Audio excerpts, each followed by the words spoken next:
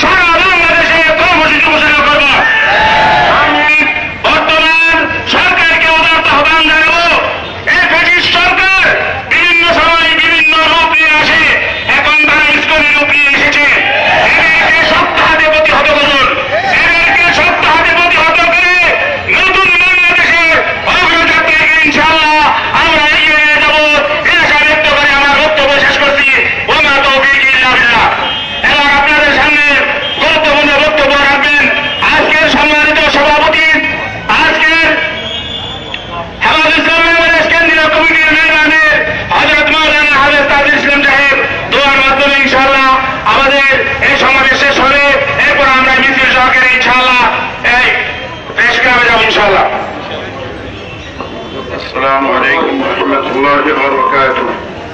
আলহামদুলিল্লাহ, আজকে